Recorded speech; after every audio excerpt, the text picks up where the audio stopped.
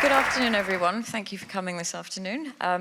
It's a real pleasure to be here on stage with Hanif Kureishi. I've just realized that we have got a couple of microphones that we're not wired up, so would you like me to? I'm gonna have to go back and forth with you. It's gonna be quite an intimate session. Yeah, this is gonna be interesting. Right, I want to begin by talking to you a little bit about the dispatches that you put out before you actually wrote the book, because the memoir Shattered came as an afterthought, I suppose, from your accident. And I just want to ask you to speak to the audience a little bit about the immediate... Oh, actually, would you like to read first? Oh, okay. Well, Hanif's going to begin by reading from the memoir, and he'll give you the introduction himself. Yeah, you have to put them... Right. Yeah. Yeah. Isabella and I live in London, but we were staying in her apartment in Rome for Christmas, and it was there that I had my fall, sitting at the large round table, covered in books and papers, where she and I worked together in the mornings. From the bathroom, she heard my frantic shout, came in and called an ambulance. She saved my life and kept me calm, crouching down beside me. I told her that I wanted to FaceTime my 3 sons and say goodbye. But Isabella, rather wisely, thought it wasn't such a good idea, that it would frighten and appall them. For a few days, I was profoundly traumatized, altered, and unrecognizable to myself. Now I'm in the Gemelli Hospital in Rome. I cannot move my arms and legs. I can't scratch my nose, make a phone call, or feed myself. As you can imagine, this is both humiliating and degrading, making me a bit of a burden for other people. According to my hospital report, my fall resulted in neck hyperextension and immediate tetraplegia. In layman's terms, the vertebrae at the top of my spine suffered a kind of whiplash. I had an operation on my neck to relieve compression on my spine where the injury is, and I've shown minor motor improvements.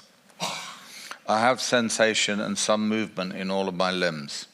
I did not have what they call a complete break. I will begin physio and rehabilitation as soon as possible. At the moment, it's unclear whether I will be able to walk again or if I'll ever be able to hold a pen. I'm speaking these words through Isabella, who is slowly typing them into her iPad. I'm determined to keep writing. It's never mattered to me more. I wasn't a happy child.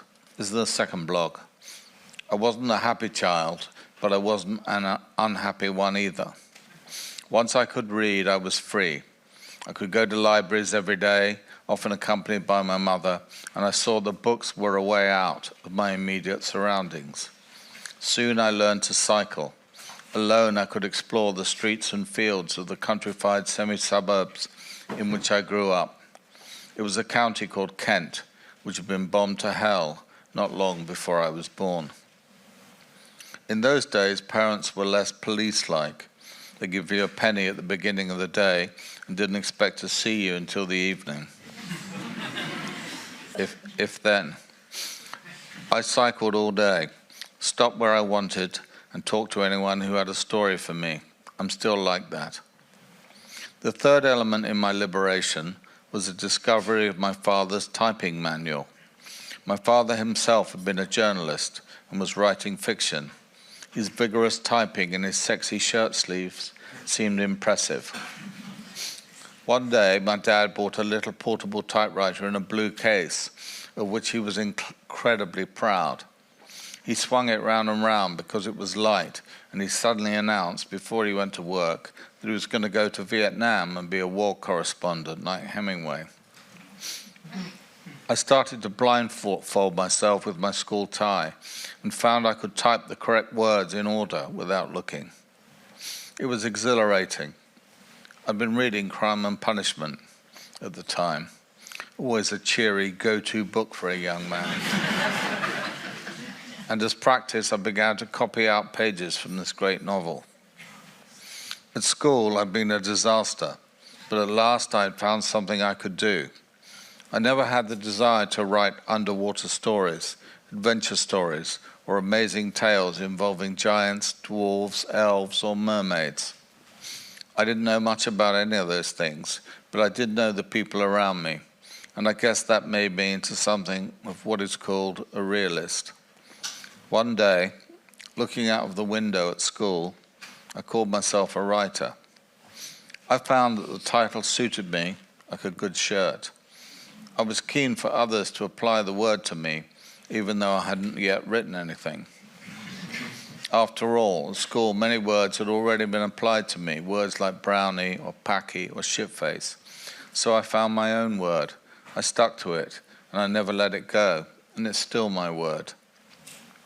Excuse me for a moment. I must have an enema now. The last time a medical digit entered my backside was a few years ago. As the nurse flipped me over, she said, "How long did it take you to write Midnight's Children?"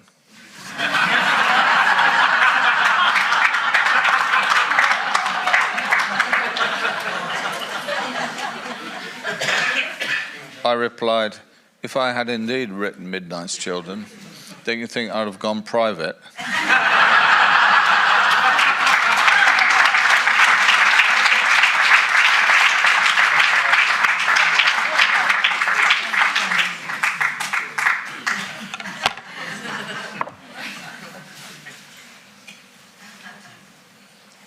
So what were you saying, Monisha? What was I saying? Yeah. I was saying, can you talk me back to the moment where you decided that you wanted to start sending out your dispatches? You used Substack, which is an online place where people post up, I suppose, newsletters, and they were going out. I think the first one you sent out went out within the first week, perhaps. But you, as you say in the book, you had to talk through Isabella. Can you just explain to the audience what the difference is with you actually, because you write everything by hand, you don't write on screen anyway. Yeah. Having to dictate to somebody to get your thoughts across, what that process is like, and also how Isabella responded to you asking that of her, because that's quite a big ask of someone who's already looking after you.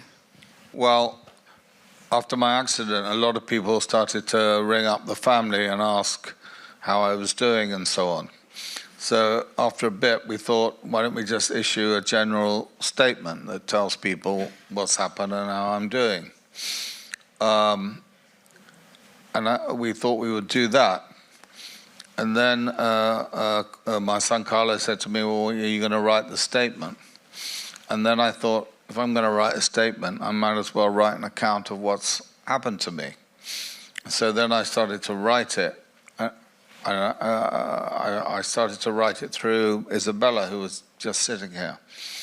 And I began then to write properly. I thought, I'll write an account as a writer of what's happened to me, and I'll write an account, as honestly and straightforwardly as I can about what it's like to be in this dreadful hospital with a broken neck. And Isabella then started to sit at the end of the bed with typing literally into her phone while I shouted at her. And it was very, very good for our relationship. Because Isabella, you might have noticed, is Italian. She couldn't always understand everything I was saying, so I would say it much louder, which seemed to me to be a very effective way of communicating. And the blogs, or these accounts, got longer and longer. And we started to publish them, as Monisha says, on Substack and also on Twitter. And very quickly they went around the world, and more people were reading them and responding to them. And the numbers of people went up and up. And so every day I began to write a blog, and I found it incredibly helpful and very liberating, because I was paralyzed. I couldn't really do anything except, doing what I'm doing now, which is chatter on endlessly. And I wanted to be a writer again, because the rest of the time I was just a body, and a body that people were doing stuff to all the time, and it was horrible just to be a piece of flesh, piece of meat, really. being turned over and pushed and operated on and so on. So I began a new career as another kind of writer. And the kind of writer I was, as Isabella says, a dictator, or as I put it, a dictating writer. Which meant that I would lie in bed for the rest of the time, making up the blogs, putting them in order of the paragraphs, and then trying to remember them, and then shouting them at this poor woman in the evenings when she came to visit me. And I had to learn to write in this new way, which was that you had one shot at it, you had to say it. And she wrote it down, and that's how it would be published. I couldn't really revise it. I didn't learn how to revise stuff until much later when we started using a computer.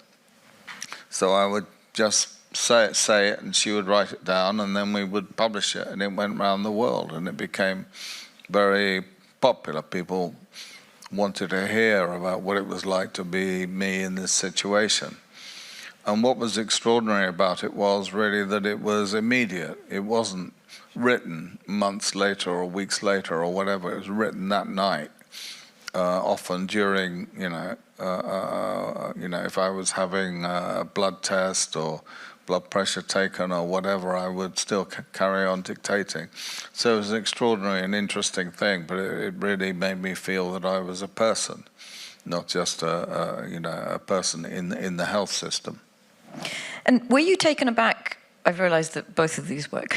Were you taken aback by the response from people? Because quite soon after your accident, there were pieces in the paper about it, and people started to write about you in a way that almost felt like you died. And they were writing long pieces about your work and your life's work and your achievements.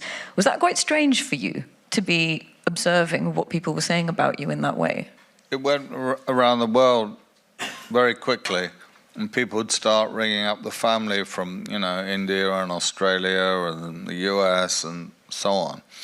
And they began to write, even in the New York Times and so on, quite long pieces about me and my work and what I've been doing, as though as you say, as though I were already dead.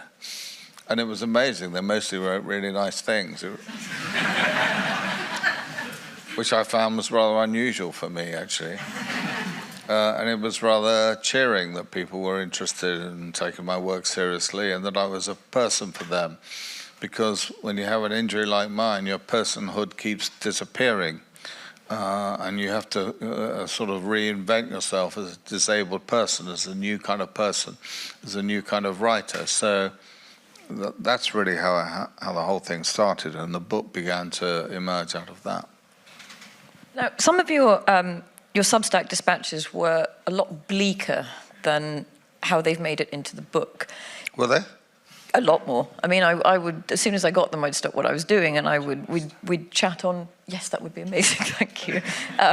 And people would chat on WhatsApp about your new Substack having just come in, and we'd debate it, and we'd wonder how you were, and people were very much talking about this. But when I came to actually read the book, I recognised certain sections, having read them before, but they didn't come across with the same feeling of despair and hopelessness that some of your earlier ones had. And I did wonder. It's not true that. Well, it didn't come across as I didn't take out miserable. any of the darkness at all. Actually, I wanted it to be as miserable as it could be. But I insisted on that. But I mean, you did argue with me the other day about this, but it doesn't read as a memoir of misery. It doesn't come across as sad, and you can't pretend that there isn't humor in it. It is funny in places. And you say yourself, in your book, the main purpose is to delight the reader. That should be the focus of your work. Yeah. How do you marry delighting a reader with such a tragedy and the detail of becoming disabled? Well, that's my character. In the end, people say, why is there funny stuff in your books? And I just say, well, because the world is funny. It's funny and terrible at the same time. I always say, if you're a writer, make it, maximum horrible and maximum funny at the same time. And the best writers are always comic writers. You think of Samuel Beckett, particularly a great hero of mine. He's or Evelyn Waugh, or many, many other writers. They're funny writers as well as being, people who describe the terribleness of the world. I mean, the world is only funny because it's so terrible, and the reverse is true as well. But I can't make any excuses for it. That's the way it comes out, and that's who I am, really. And it's a family thing. Our sense of humor came from my parents. It came from my uncles. My sons, are funny, and even Isabella is funny. Even Isabella. You do remark that in the hospital in Italy, they come in the morning and refer to you as the man who won't smile. Yeah. Well, they were very sweet, the Italian nurses. They were really sweet. And they would come in the morning, and many of them were gay and tattooed. And it really helped me that they were tattooed, because they were wearing COVID masks, as you could imagine. So I didn't know who the hell they were, but I began to recognize them from their tattoos. And when they would come in really early in the morning, like at 6:30, and turn you over and wash you and so on. And of course, they would chatter away in Italian as well. But they would always put music on their phones, and they would always listen to ABBA. And I have to say that when you're paralyzed from your neck down, and you're alone in a hospital, listening to ABBA at 6:30 in the morning it does add to your burden. I mean,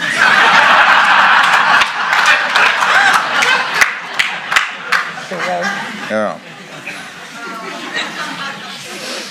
One of the comedy elements of the book as well is where you talk about how people are often befuddled by how to greet you, and they don't often know what to do. Can you tell us about some of those encounters that you've had? There's one very specific one that I can think of. Well, it's quite difficult for people with the etiquette. When they first see you, after a while, they get used to you, and it's just like normal.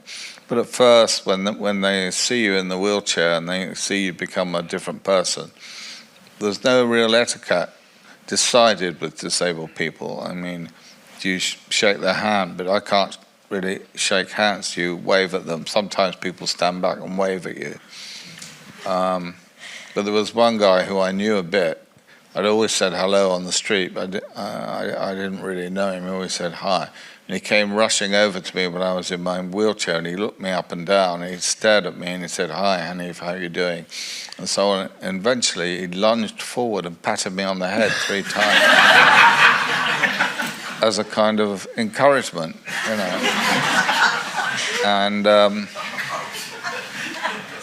I said to Sashin, said, "That's going to be in a blog, isn't it?" I said, "Yeah." But I see the guy on the street all the time now, and I always worry that he's going to come over. I thought, in no other circumstances would you pat anybody on the head, would you? No one. You'd never do that to anyone. And why would you do that? And I thought it was rather sweet, and he felt helpless. So I spent a lot of time trying to cheer him up. Well, you do actually mention this in the book when you do have an enormous amount of visitors. Very early on, you talk about a friend who flew over from Canada for a few days, a friend who flew from London for lunch and then went back in the afternoon, and it seemed like you were definitely not short of people keeping you company. Even strangers. People would get in touch and you would have people turn up. And yeah. How was that for you, because there is a moment in the book where you talk about whether you think they're just coming to look at you as a sort of curiosity figure. Yeah, a couple of people who I didn't really know, I couldn't even remember their names. They just turned up at the hospital and came in to have a look, I think. They came in and had a look and left quite quickly. But I received if you want to find out who your friends are, get sick, break your neck, and see who turns up at the hospital. Then you'll know whether you are popular or not. And I had lots of people turned out, and a huge amount of love, because my circumstances were so dire and had changed so much that I really needed a lot from people. So a lot of people turned up with takadal, which they knew was my favorite. It was fantastic. And other people would make 3-course meals. They'd come round, they'd give me a head massage, they'd read to me from the newspapers. People would come back every day because they knew I was lonely and I needed company all the time, every day, because I can't fiddle around my phone, I can't use my computer, I can't even scratch my ass, so I needed other people to do that for me. Well, you do talk about how you've had to just let go of having any kind of inhibitions with people. And there's a moment where I can't remember whether it's Sachin or Carlo who gets cross with you and says, Dad, could you actually just say please or thank you for once? And you're quite stung by that because you'd be doing it all day long if that was the case. You have to learn, I had to learn, like, can you give me a hit of that coffee? I have to ask you to do that, and I don't want to ask you to do that because I want to do it for myself. I have to ask you, and you, I know, very kindly will do it, but it's a pain for me to have to ask people all the time. But I'm going to have to do that, I guess, probably for the rest of my life. So I have to give up the horror of having to ask people to do things and just be very direct with them. But I had to learn how to do that. But also, the other thing you learn is that people are quite happy to help you. They want to help you. It's not a pain for them to help you. That's their love. And you scoffed when I asked you this the other day, and I said you did bring up in the book, and other reviewers have also highlighted this in almost all of them about your book, that you say if you had the chance, you would go back and be kinder. And you didn't like me asking you that. So How do you know I didn't like you asking because you went, oh, for God's sake. Oh, I see. That's why. Oh, I see. Well, since I had my accident, I've become very interested in other people's ailments. And other people are very keen to tell you their ailments. And I can tell you there's a lot of ailments about, to be honest, particularly when you get to my age, which is 70. Most people have got ailments. And when people come to the hospital, they would briefly ask you how you were doing. They would sit down and then they would describe their illnesses. and I got very interested in hearing about their illnesses. And, they've had a cold and their nose has been blocked and it's gone on for 3 days, blah, blah, blah. And that was my kindness.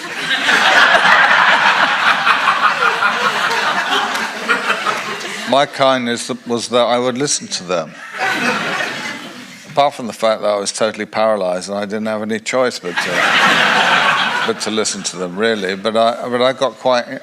I'm very interested. If any of you got any ailments and you want to come round to my house and tell me about them at great length, I would be very happy to. I would be the only person that would hear every single detail, because illness and sickness and treatment is such a big part of life.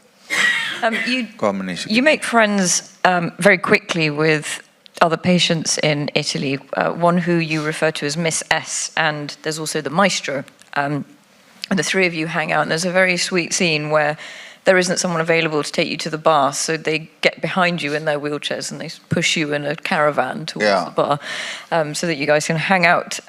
But you do say that many of the patients there are aware that those in the outside world are appalled by, if not afraid of, disability, as if it were contagious, which it is.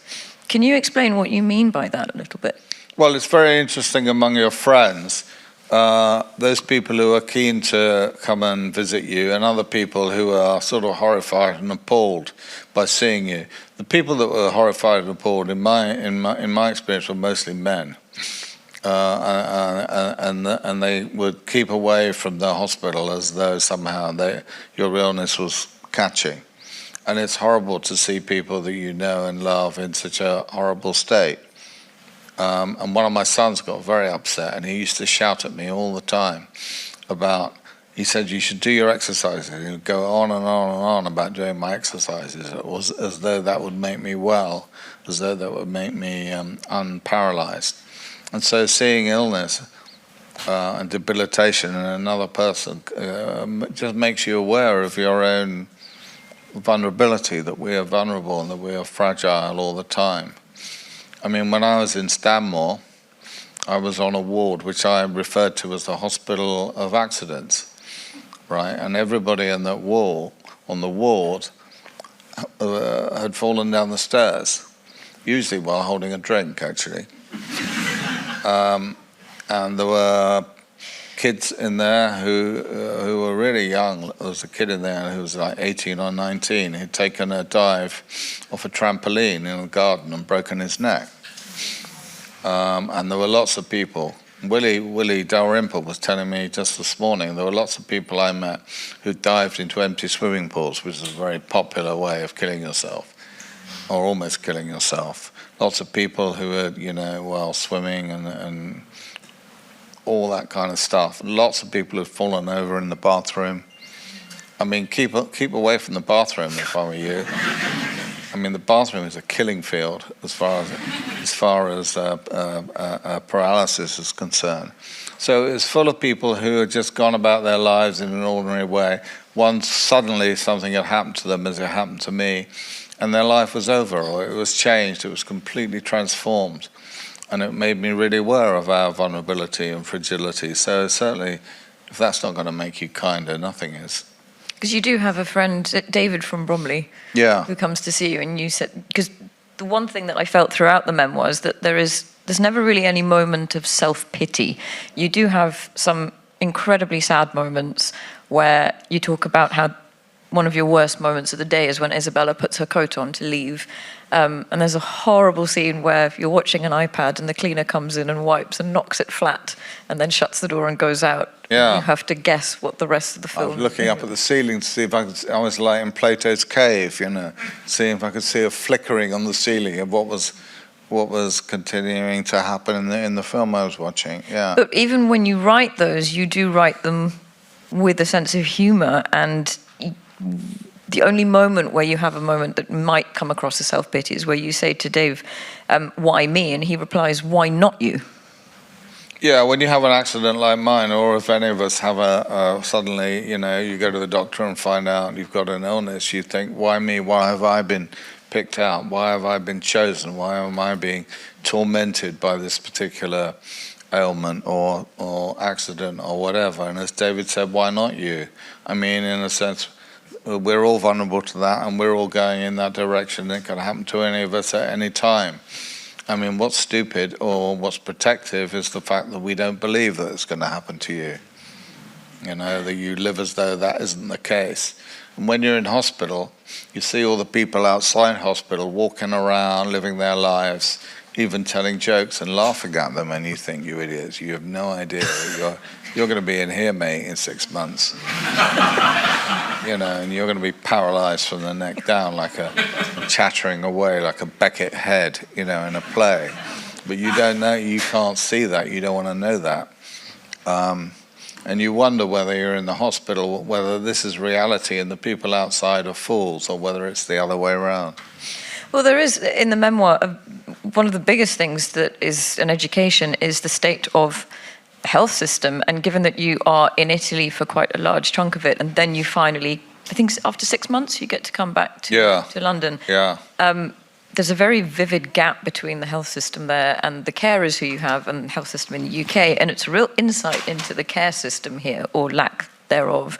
Can you talk a bit about that? In Italy, I was in a rehab. I wasn't in a hospital. I was in a hospital at first.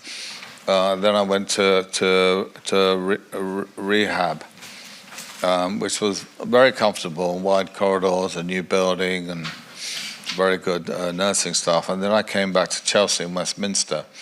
And to be honest, it was a bit like entering Dante's Inferno, because they put me on a dementia ward. Because they had a single room there for me on the side, and when I went into the dementia ward, as you can imagine, it was like going into a madhouse, and there were people dancing around on one leg and shouting and screaming and so on.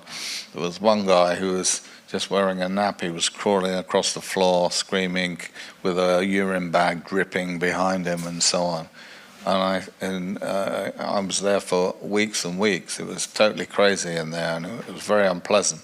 People would come in, mad people, or demented people, sorry, rather, would come into the room at night and stand around the bed and stare at you. It was terrifying, and it was really depressing. And I got anorexia when I was in there, and I couldn't eat, and I stopped being able to speak mostly as well. And finally, it took a long time for me to get out of there. Then I went to Charing Cross, which is I would advise you to keep away from Charing Cross if any of you are intending to get sick. Do not go to Charing Cross. Go somewhere else. And that was pretty dark as well. So being in hospital for a year, it was a pretty dark time. But as my son Carlo said, at least you wrote a book about it. This is true. Now, you do talk about, I mean, I don't want to ask you that question if you think anything good came out of this. However, you do talk about how your relationships with people completely changed, and especially with your sons, who you would certainly not have seen as often as you do, or the amount of time that you spend with Tracy, for example, your former partner. Can you just discuss that a little bit, about where you've almost been gifted that, knowing that you need to spend this time with people?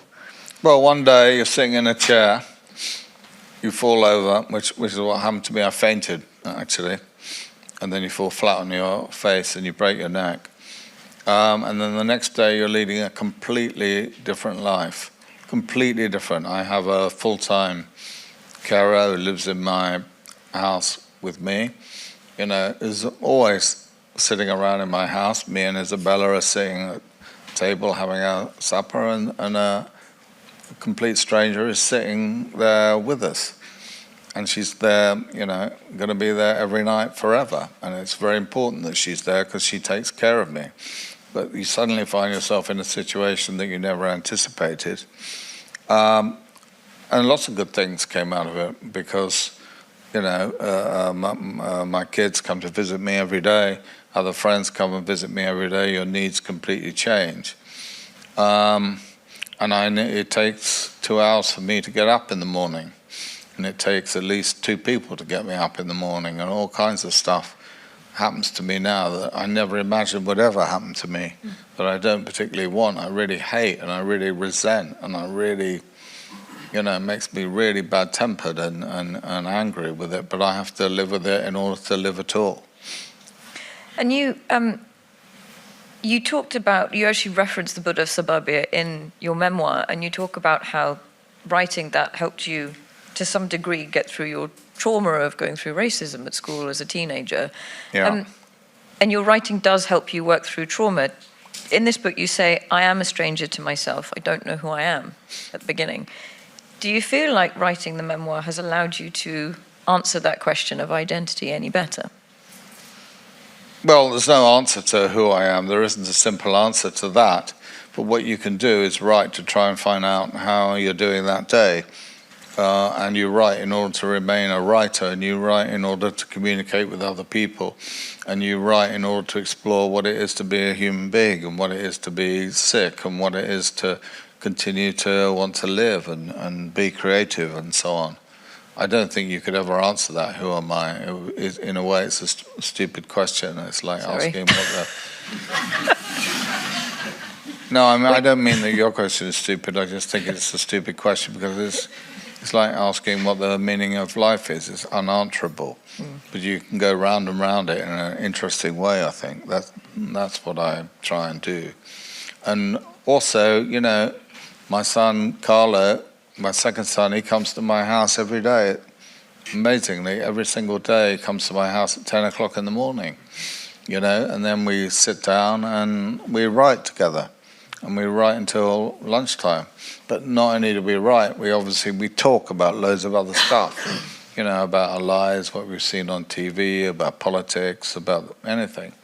And it's an extraordinarily intimate and beautiful thing, loving thing to do, that he does that for me. Obviously, I pay him.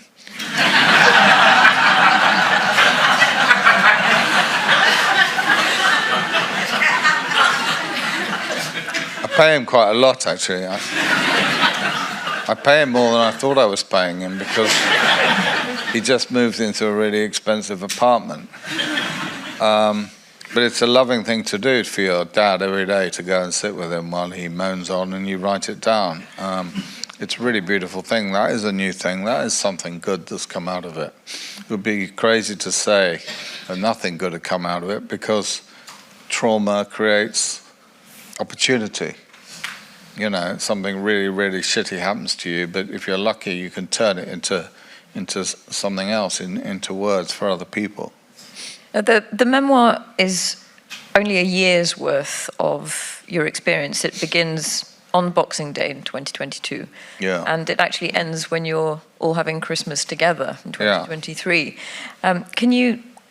Are you writing anything about the in-betweenness between now and then, or? Well, we've written another book, me and Carlo, like Shattered. It's called Still Shattered. And it's a series of blogs about what it was like to go home. And I live in a small area of my house. I've got a house with lots of rooms, but they all go up. So I can look up, but I can't go up there. I don't know what people are doing up there. All kinds of shit could be going on upstairs. Could be orgies or revolutionary movements going on upstairs. My study is just up there, but I can never go into it. It's rather upsetting. I can see a bit of it from downstairs. What am I talking about? What writing? You've just got distracted by the orgies. Yeah. The writing that you've been... As so often. The orgies that you dictated to Keir. Can you talk about that? I'm going to bring that up. Poor Keir had to sit and write up your Amsterdam orgy. Oh, yeah. Well... And also Isabella then continued it, and you said if this was a film, the camera would be zooming right in on her face right now. Well, I spent a lot of time lying in bed alone, unable to do anything, really. And so I had a lot of memories, a lot of reminiscences about all kinds of things. Funny things, my parents, family, etc., etc. And there was one piece in the book about... it's not really an orgy, it's more of a threesome. Twosome, actually, really. Yeah. Actually, you reminded me the other day of a threesome I tried to involve you in, and you didn't want me to talk about it. My mum and dad are there. Are they? It never happened. In Café Rouge. Yeah, with a Polish waitress. She's Polish? Yeah. Not Russian. No, she wasn't Russian. She's Polish. But to your credit, and I haven't yet met your parents, but when I will see them, I'll be embarrassed as much as you. But it didn't happen. But there was a three-way that I got involved in and it was a very amusing three-way, or rather, well, it wasn't really. In the end, it wasn't even a three-way. It was more of a one-way. But I thought, when I was writing the book, or when you write any book, you know what it's like. You think, I'm going to put in as much as I can to make it as interesting and lively for the audience as possible. And that's what I did with that scene. But I had to dictate it to my son Keir, and then I revised it, and there's a second part of the three-way that I had to dictate to Isabella, and I could see a look of disgust on her face, actually. Disgust is probably the right word. It's not the last time I've seen that expression on her face, I must say. And you are now working on a film of Shattered. Yeah, I'm writing a film of Shattered with two of my sons, Sasha and Carlo, who have become screenwriters, and so I dictate it to them, and they revise it, and we change it, and so on. We're trying to write a movie of it. Yeah. Are we allowed to talk about who's directing it or anything yet? It's quite difficult to write a movie based on the experience, because the experience is quite miserable, and you think, who the hell's going to want to sit through this? It was bad enough to live. And the book is quite cheerful in some ways and enjoyable to read, but to actually see someone lying in a hospital bed. So it's quite tricky to try and make it into something, let's say, absorbing for the audience. But eventually you'll get to see it, I hope. Okay, excellent. That's actually a great spot to end on, because we've just got 15 minutes left for questions from the audience. So if you could pop your hands up, and then I think they're going to bring around microphones for you. Oh, somebody.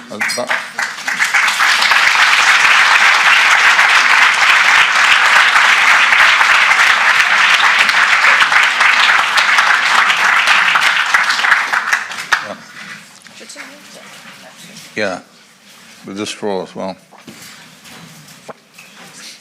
I can't see around there, Monisha. Can you see somebody? Yes. Lady at the back with glasses. Could we? Are there microphones going around? They are coming. Oh, okay, fine. Fine. Well, maybe, is there anybody at the front who we could hear this? Oh, okay, that's fine. Go ahead. Hanif, I'm a real admirer of your work, and it's fantastic. I'm very sad that this has happened.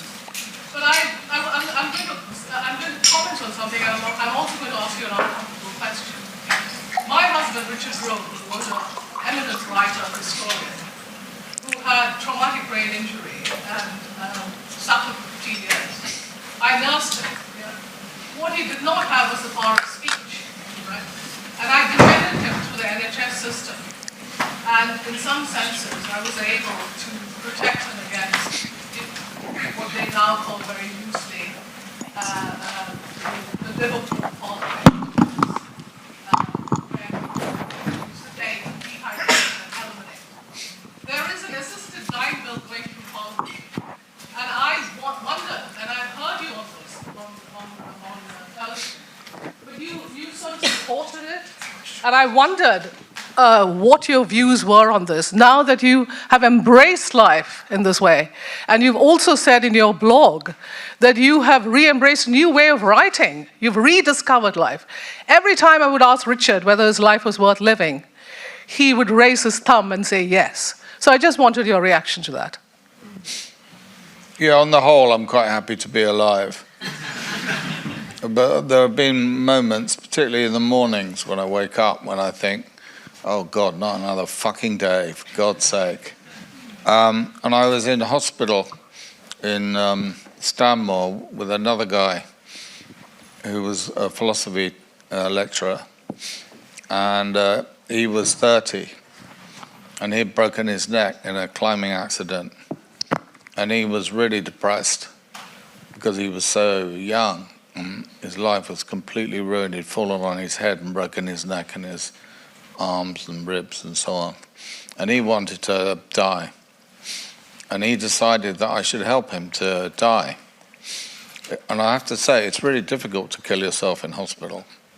It's even more difficult to kill yourself if you can't use your arms and legs as well.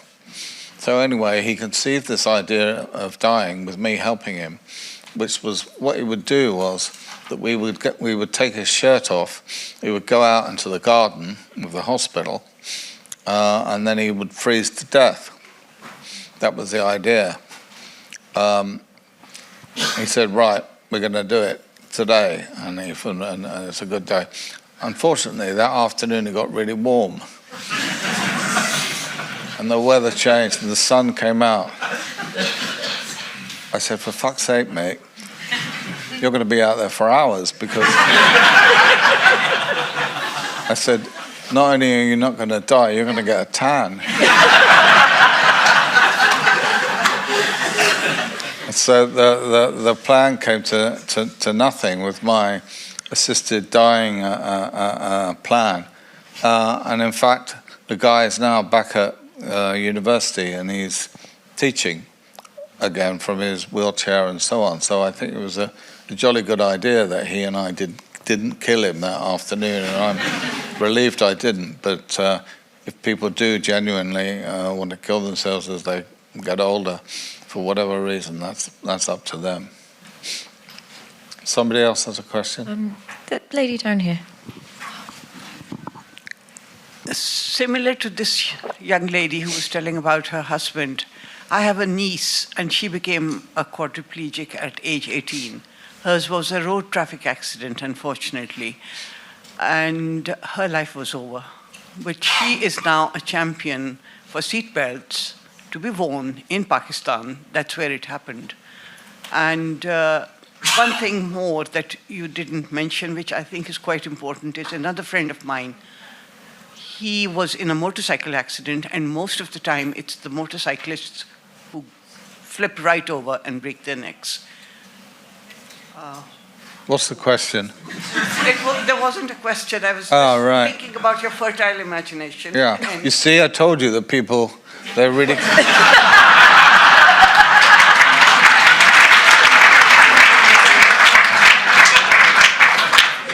Has anyone got a question that's not disguised in any way? Gentleman over there with his... Hi. Yes, sure. Hi. Very interesting talk. I take issue with you. Most people would like to know who they are, and you're saying it's a stupid question. I said it was a stupid question because there isn't an answer, but it's really worth thinking about and worth talking about who you think you are and what it means to be a person. So I just think that I made a mistake by calling it a stupid question. I meant it's a question that's unanswerable, but it's a question that's worth thinking about and worth describing, because in a way, every single day you become a different person. You really develop, and you have new ideas about who you are and what you want to be and what you want to do. So I really think it's worth exploring. I don't think it's utterly pointless. Somebody else had a question? There's a gentleman at the back with a microphone. Hi, Hanif. Hi, Monisha. You were often partial to a bit of wine here and there and whatever else. Right. What do you do to indulge now? Do you find moments of joy, and how do you get those moments of joy back? It's very difficult to get moments of joy when you can't use your hands, I tell you. So like a glass of wine in a straw, you know what I mean? Like.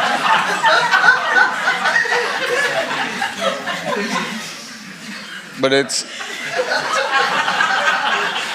it's really enjoyable being with other people.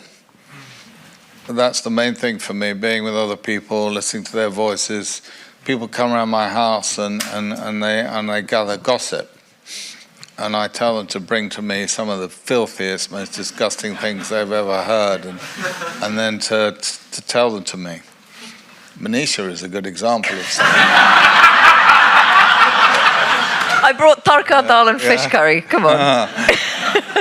Of someone who can do that. So it's really fun to be with other people and to talk with other people. That's joyful. And I've got about 3 things that I'm looking forward to. One is I'm getting married on Monday.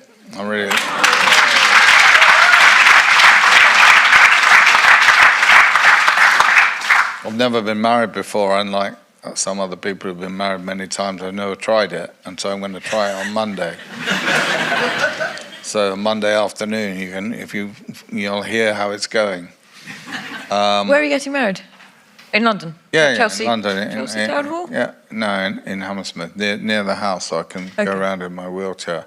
And then I've got another ambition, which is I'm going to try and walk to Gales, which is a coffee shop at the end of my street, where I'm going to have a cheesy twizzle stick.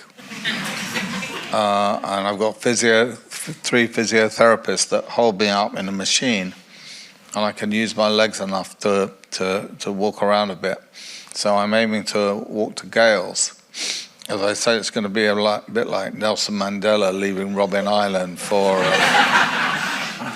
freedom. It's going to be like I'm going to make a video of me walking to Gales. So I'm going to hope to do this by the end of August. So there are reasons to live, and that's one of them. There's a gentleman who had his hand up at the back with glasses on his head, just there. Oh, sorry, one more. Thank you. I just wondered how this has affected how you think about writing fiction. Oh, how has it affected how you feel about writing fiction? I haven't written any fiction at all. since I fell on my head. I haven't written any fiction at all. I haven't wanted to, really. I think the things that happened to me were so mind-blowing and so traumatic and so painful and difficult to absorb. They still are. You know, it's still, Isabella was saying last night, you know, I was asleep, but I was screaming all night and shouting that I've got PTSD, you know, the horror of what happened to me, it doesn't go away. And so, I mean, I was discussing this actually with Salman Rushdie, because he writes fiction now after the terrible thing that happened to him, and he likes writing fiction. He wants to get away from himself and, you know, go back to being a novelist. I find it very difficult to do that, to make up stuff, because what's happened to me has so blown my mind that I want to think about, you know, my own experience. I can't get away from it at the moment. I'd like to write fiction again, but it seems silly and trivial to me compared to writing about what's actually happened. The gentleman at the back.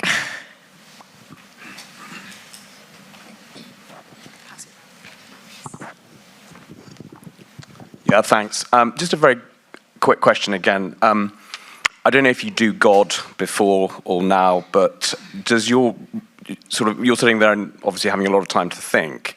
Could you talk about some of the sort of spiritual aspects of the self-reflection, if any? What you call spiritual, I guess I would call friendship. For me, is the support and love of other people, and to feel their love for you and your love for them, I guess. Otherwise, that would be my understanding of what I consider the spiritual to be, is to commune with other people and with their interest in you and yours in them and what goes on, which I guess I would call love, I guess. And as I say, my relationship with other people really changed since I had my accident. It became much deeper, and my need became greater, and they responded to my demand and my need for love from them. So if I have a way of responding to your question of what the spiritual is, I would say it's in terms of the love that people can offer one another.